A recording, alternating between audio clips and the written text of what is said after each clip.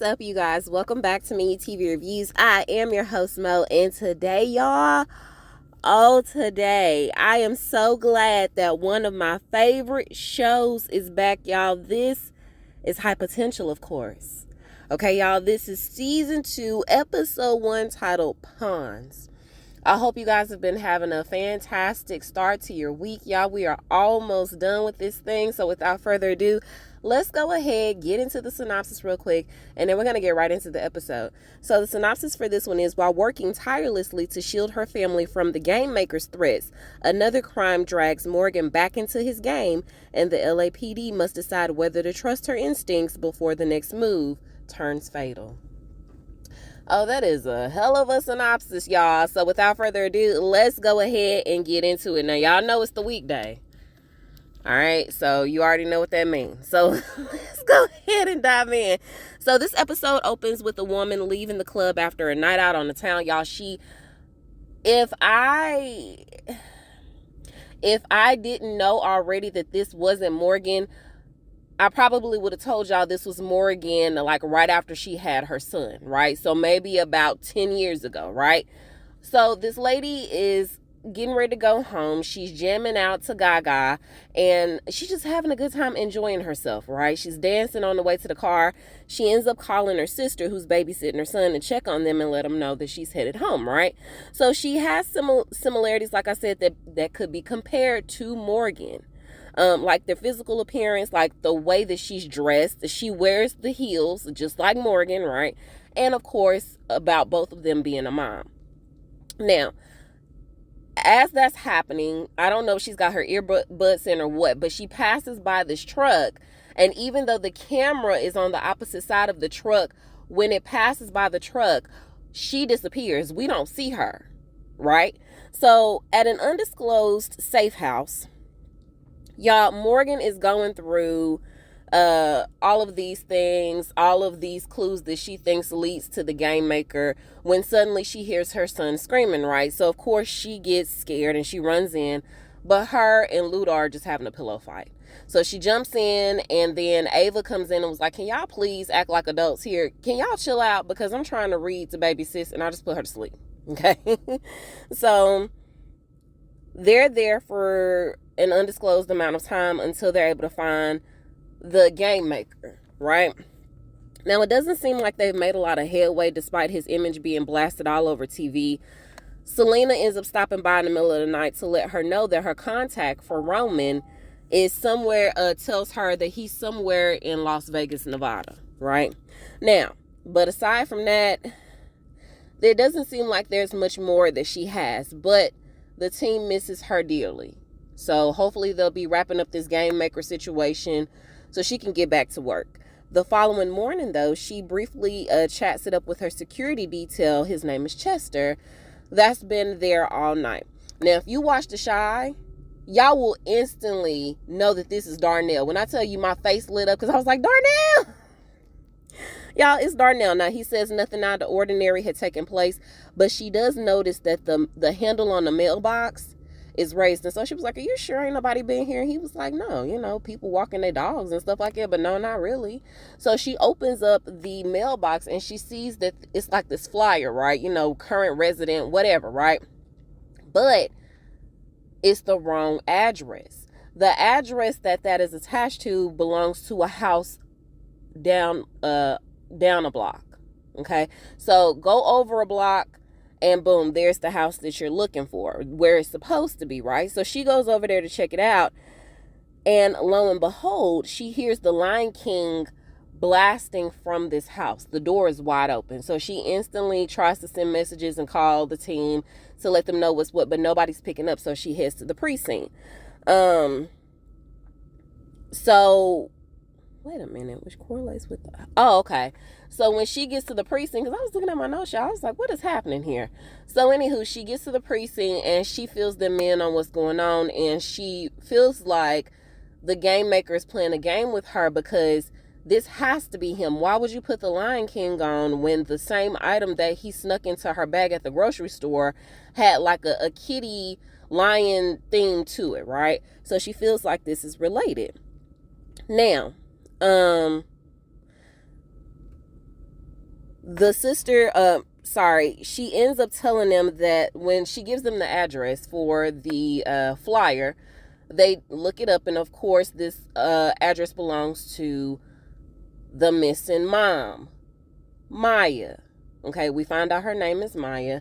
And just as they're saying that, the sister and the son are there at the precinct to file a missing persons report, which is crazy.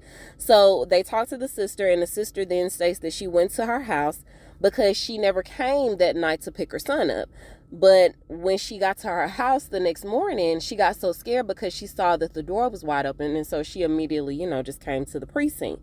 Now, she says Maya had went out the night before because she had scored some tickets to the show, so she ended up taking her co-worker / friend. Now, she's newly divorced, or at least, her and her significant other had recently broken up.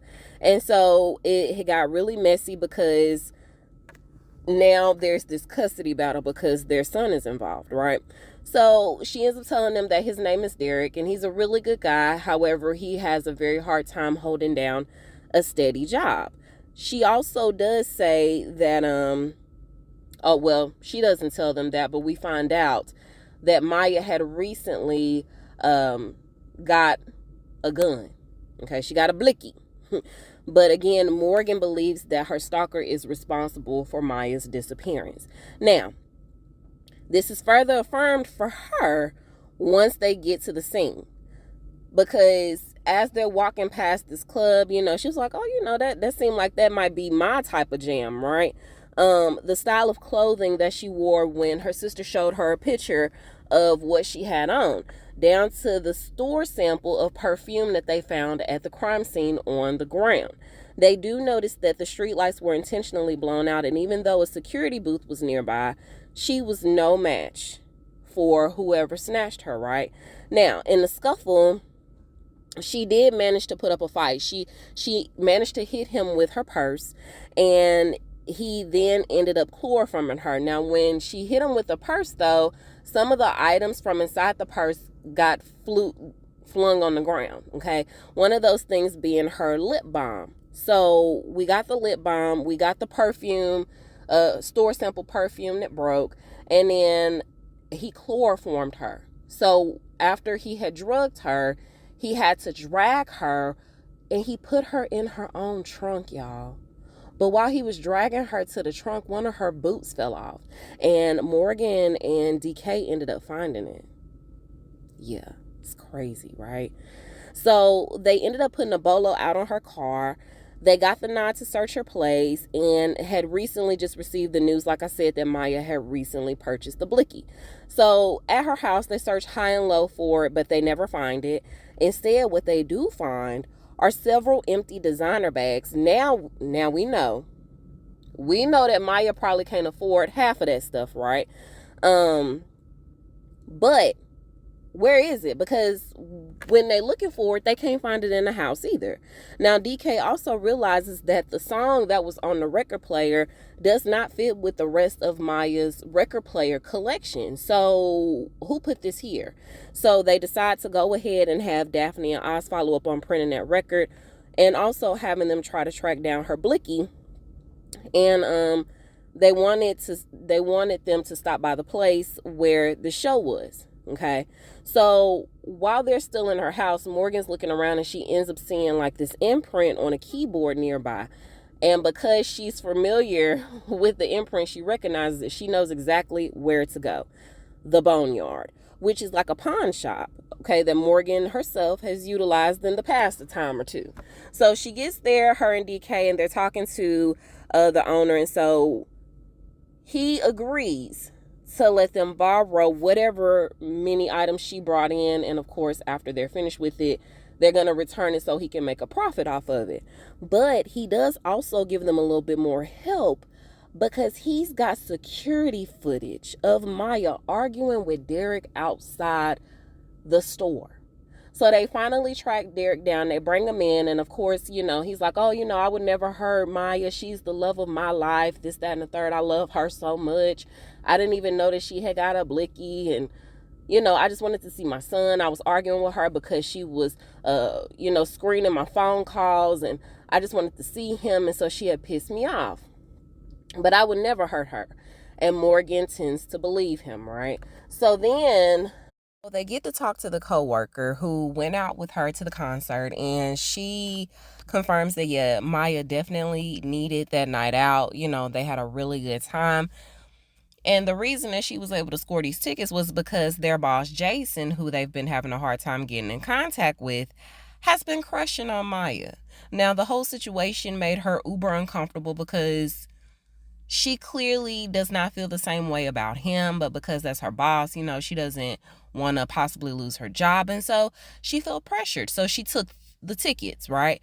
But this isn't the first time that she's been gifted things by him. Now, Maya never confirmed it, but her friend believed that all the expensive gifts that she was receiving were also from him. And the only time that he seemed to think about showing up to meetings, because he's a Nepo baby. I mean, he spends all of his time doing God knows else besides what he's actually supposed to be doing, which is running a company, was when he wanted to see Maya. Okay. And so, she ends up asking, am I a bad friend? I should have said something, da da da. And they were like, well, you here now. You here now, girl. So there's nothing else that we can do about that. So they ended up getting them to check on Derek's alibi, because I forgot to tell y'all that he said that he was in a drunken stupor. He had gotten so upset about arguing with Maya and not being able to see his son that he had went to the bar, and the last thing he remembers is making it back to his homeboy's house where he passed out. So after they get done talking with her, Morgan overhears them doing some research, and apparently Jason has settled out of court with almost a half a dozen complaints from women that were talking about sexual harassment. So he settled out of court. Who's to say that he wasn't doing the same thing to Maya, right?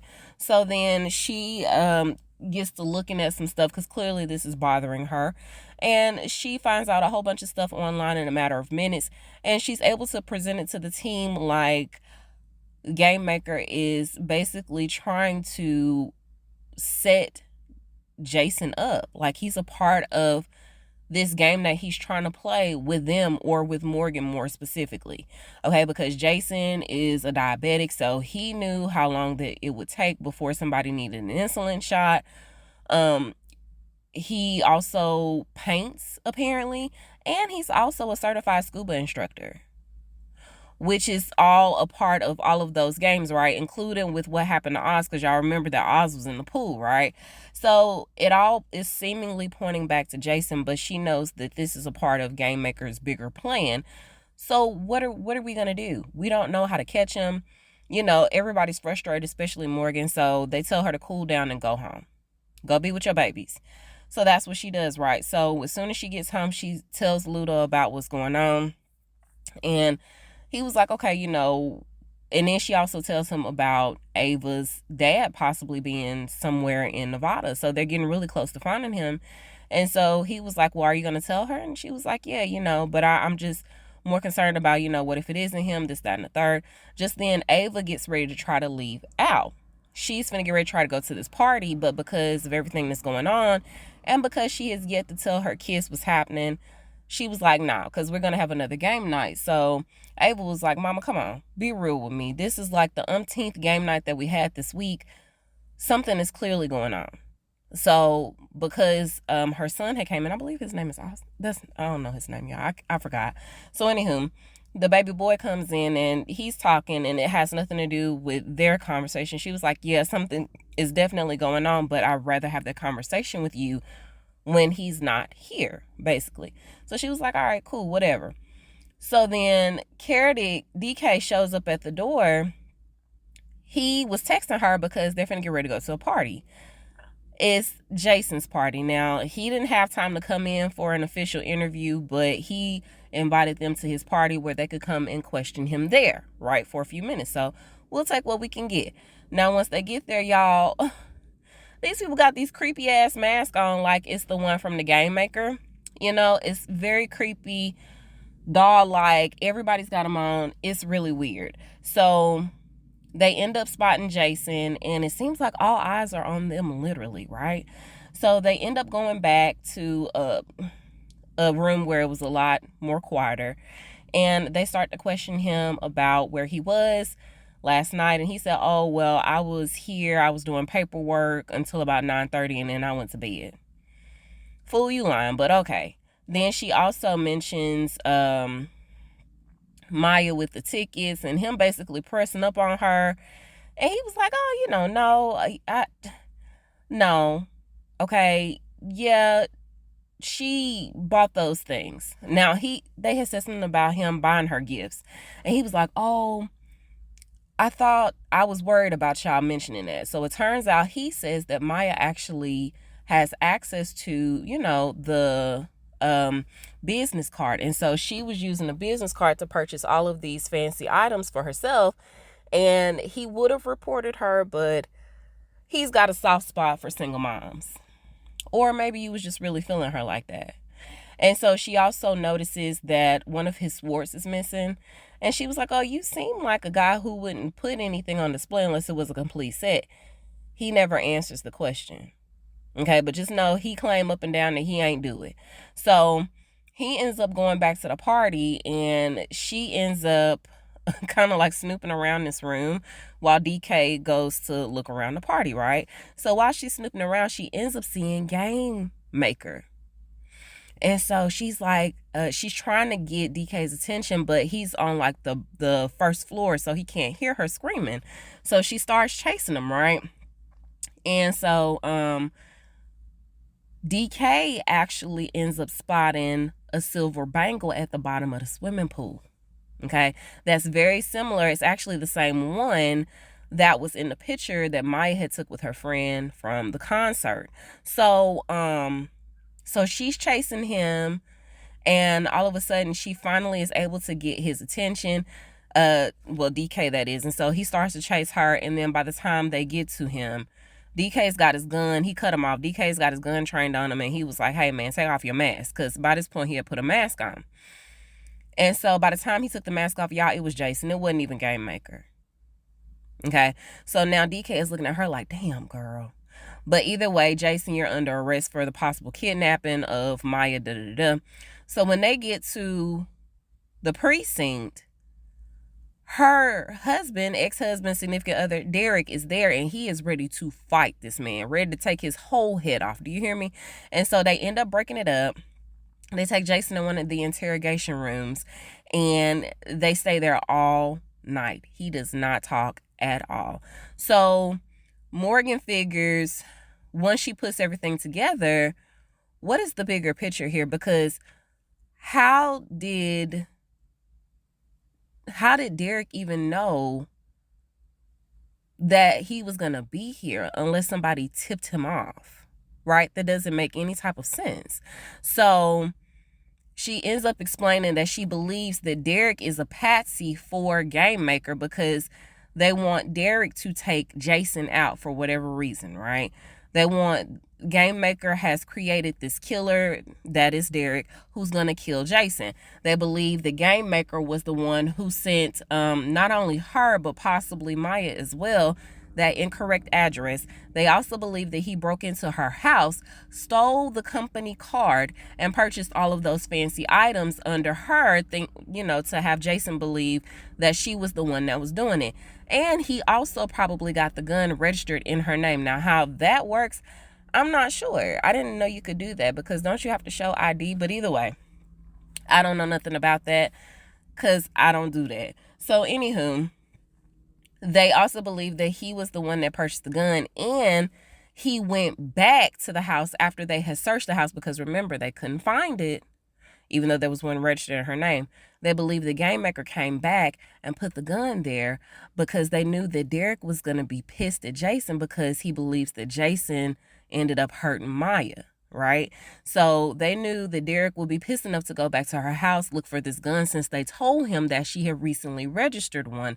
So now he's aware that she has one, so he's going to use it to take Jason out, right? So why would he do that? We don't know. We still don't know that part yet, but just know that Derek is now going to go after Jason because he has plenty of motive, right? So by this point, Jason has already left, because he's not saying anything. He's done lawyered up, so they gotta let him go, I guess. I don't know. Derek is at the house, and just as he's finna get ready to leave, because he done found what he's looking for. We saw him scrambling. He found it. Just as he's finna get ready to leave, Caradick is chasing after him, right? Somewhere in between that, or before they figured all of that out, before DK had went to go find Derek, they had got a phone call about Maya's car being found at the junkyard. So they rushed down there and they popped the trunk. Apparently it was brought there last night, and because the guy had seen the bolo that was put out on her car, they called immediately. So they popped the trunk, and thankfully she's not there. But what is there is her jacket, her fray jacket that she wore last night, and it's got like blood all on it. So while that may infer that yes, Maya is injured, that does not mean that she is dead. Okay, we still don't know. We still have to look for her. We have to find her. We still got time. So this is when she puts it all together, and DK ends up trying to find Derek. But like I said, by the time he gets there, Derek is pulling off with a gun. And we also find out that they located, what's her baby dad? Roman. I was about to say, what's baby daddy name?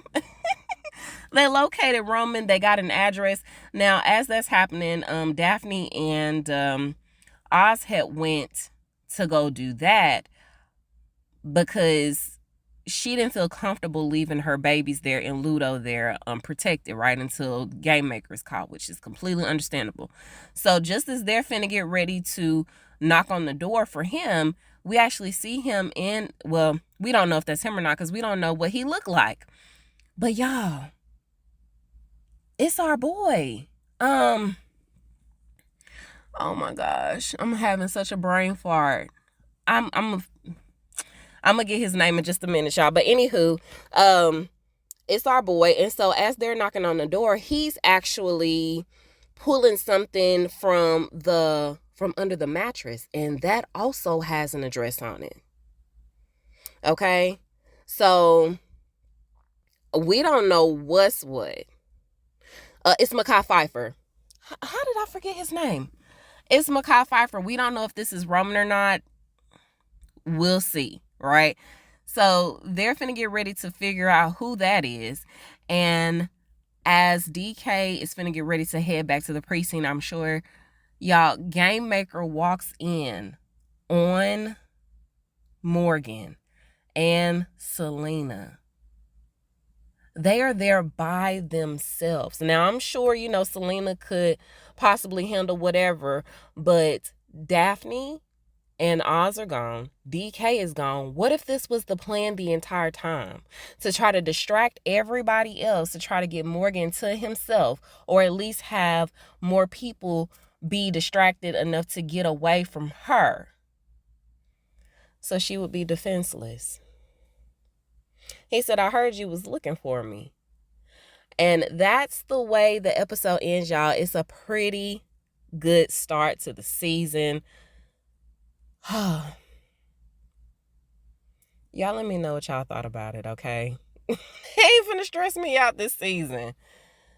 But I will say, for all of this, and considering the fact that we literally just got introduced to Game Maker villain in the last episode of the last season, the fact that he is here in person already, that's really good. Because hopefully we can solve this, wrap this up in a pretty bow real quick. Hopefully this doesn't span the entire season, okay? But y'all let me know what y'all thought about it, okay? You can reach me at Me and You TV Reviews on Facebook and on Instagram. You can also reach me at My TV Reviews Podcast without the S on the end at gmail.com. Shout out to Jeffrey, because we love us some high potential, y'all. So y'all let me know what y'all theories are for this season, okay? All right, that's all I have for now. So y'all stay safe out there. And until we meet over the airwaves again, I am Mo, and I'll talk to you guys soon. Bye.